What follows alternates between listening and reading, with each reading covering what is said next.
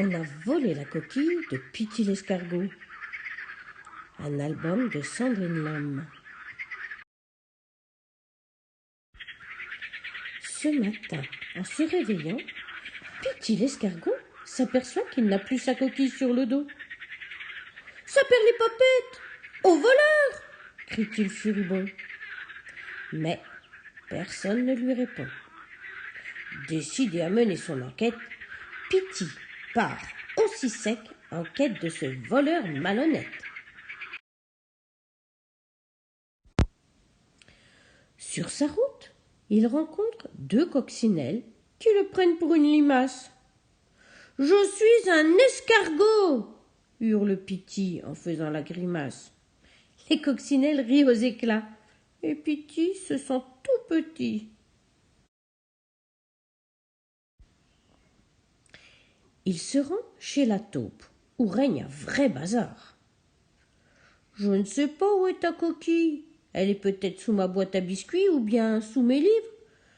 Comme j'ai perdu mes lunettes, je n'y vois plus très clair. » Pitty observe autour de lui, mais point de coquille. Plus loin, Pitty grimpe sur un arbre et appelle l'écureuil qui paraît débordé. « Tu vois bien que je suis occupée à rentrer mes provisions pour l'hiver. Regarde dans ma maison si tu le souhaites, mais tu n'y verras que des noisettes. » Pitty jette un œil chez l'écureuil, mais nulle trace de sa coquille, c'est un fait. De retour sur la terre ferme, Pitty file chez la vipère. À coup sûr, ce sont les fourmis qui ont dérobé ta coquille. Elles sont malignes pour voler le bien d'autrui. Mais si tu ne me crois pas, viens donc voir dans ma tanière, persifle le serpent dans un sourire à faire claquer des dents. Brrr, Pitty repart aussitôt pour suivre sa quête. Du côté de la rivière, Pitty rend visite à la grenouille. Je saute de nénuphar en feuilles, de cailloux en roseaux, et lorsque je vais sous l'eau, que ferai-je de ta coquille si lourde sur le dos? Si tu doutes, plonge, et tu verras, ta maison n'est pas sous les flots. Pitty ne sachant pas nager, il fait confiance à son ami et se trémousse déjà vers d'autres horizons. Soudain surgit un scarabée fort essoufflé. « Viens vite, Pitty, on a retrouvé ta maison !» L'escargot ne se fait pas prier et grimpe sur le dos de ce costaud qui s'élance illico. Au bord de la rivière, il retrouve ses amis affolés. Catastrophe! 3 pucerons sont sur sa coquille et sont emportés par les flots.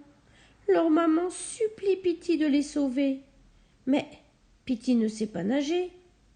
Brusquement, Pitty a une idée. Il appelle la grenouille. « Quoi, on a besoin de moi ?» Pitty, sans mot dire, la pousse dans l'eau aussitôt et saute sur son dos. Chaud devant, il saisit les pucerons de justesse avant que la coquille ne se renverse. De retour sur le rivage, la foule applaudit les héros. Les petits pucerons s'excusent auprès de l'escargot de lui avoir pris sa coquille pour aller jouer au bord de l'eau. Leur maman embrasse Pitty. Mais celui-ci est triste de ne plus avoir de maison.